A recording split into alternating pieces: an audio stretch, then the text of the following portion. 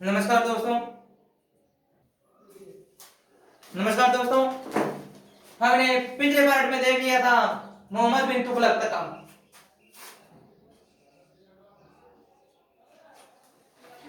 महमूद बिन Tughlaq MBT, इसका शासनकाल था 1325 से शुरू होता है दोस्तों और 51 तक था दोस्तों, 50 या 51 तक। इसके पश्चात अगला शासक आता है दोस्तों, उसका नाम है फिरोज तुगलक।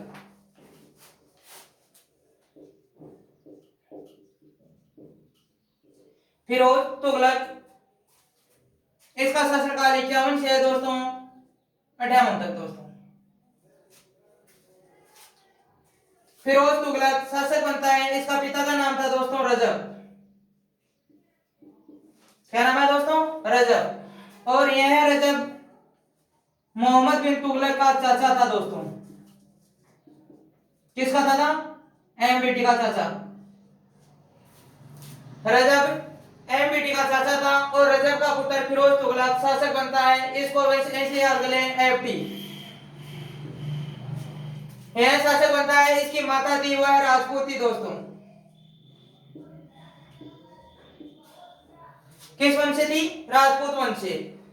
यह शासक बनता है, इसने सैनिकों को नगद वेतन देना,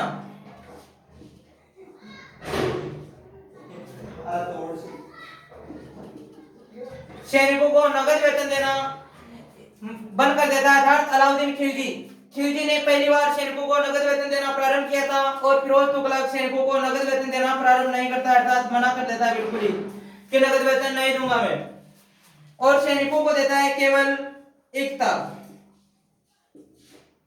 एकता देता है। और उस एकते पर उससे नहीं तो कोई कर लिया जाता था, केवल सैनिक सेवाएं देनी पड़ती थी ओनली।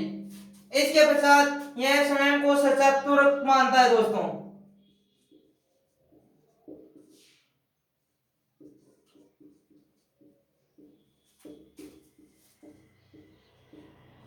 स्वयं को सच्चा तुर्क मानता है दोस्तों, बोलता है कि मैं सच्चा तुर्क हूं।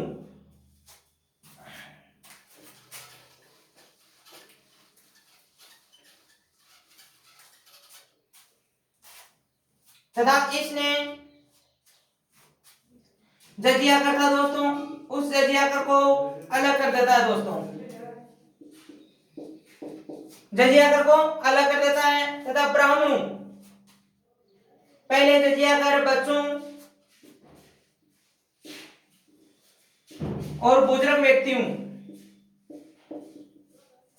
तथा ब्राह्मणों लोगों से नहीं लिया जाता था दोस्तों।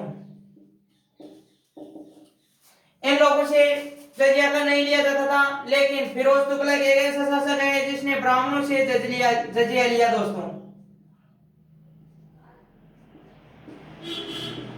यह इनसे जजिया कर लेता है, किसी भी हाल में नहीं छोड़ता है इनको।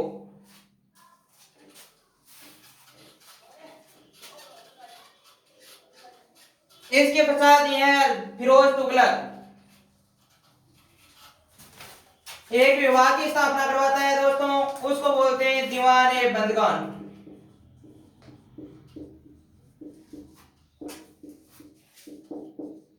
विभाग है दीवाने बंदगान, और दीवाने बंदगान में वैसा देखा जाए शाब्दिक अर्थ है गुलामों का विभाग था दोस्तों। किसका था? गुलामों का। केवल फिरोज तुगलक एक ऐसा शासक था जिसके एक अलग विभाग की स्थापना करवाई और उस विभाग को बोलते हैं दीवाने बंदगान। इसमें लगभग 1 लाख गुलाम रहते थे दोस्तों। कई किताबों में 1,80,000 भी बता रखे हैं, लेकिन 1 लाख गुलाम रहते थे। फिर इसने एक विभाग की और की स्थापना की थी दोस्तों, वह दीवाने खैरात है।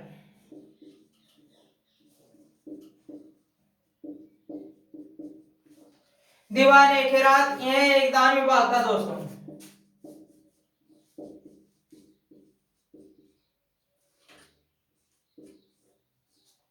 यह एक दान विभाग था। इसमें यह फिरोज तुगलक गरीब व्यक्तियों को दान किया करता था तथा इसने बेरोजगार लोगों के लिए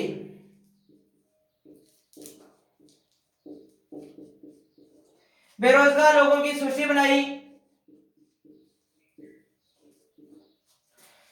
तथा कोई गरीब व्यक्ति है और उसकी पुत्री का विवाह करना है दोस्तों, पुत्री का विवाह करना है तब उसमें दहेज में जो रुपए लगेंगे वह सभी फिरोज तुगलक अपने दीवान खैरात से देता था दोस्तों। इसके पश्चात आगे शासक आता है दोस्तों, उसका नाम है नासिरुद्दीन।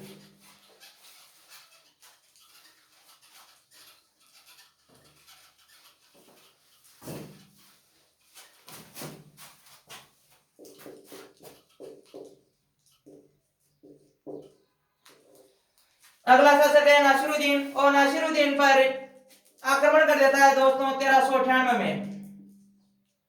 एक व्यक्ति था समरकंद का और उसका नाम है दोस्तों तैमूर। 1398 में आक्रमण करता है तथा दिल्ली को पूरी तरह नष्ट कर देता है दोस्तों। तथा दिल्ली में रखा हुआ था तख्त देता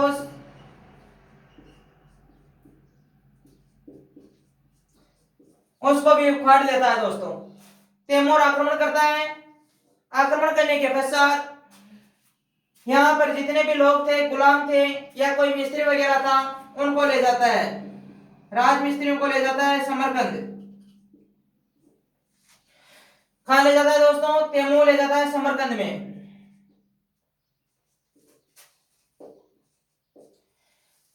समरकंद में ले जाकर इन्हीं राजमिस्त्रियों से वहां पर इमारतें बनवाई जाती है दोस्तों।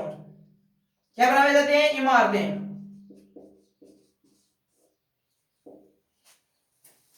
अब इसके आगे वंश आएगा, उसका नाम है दोस्तों सैयद वंश।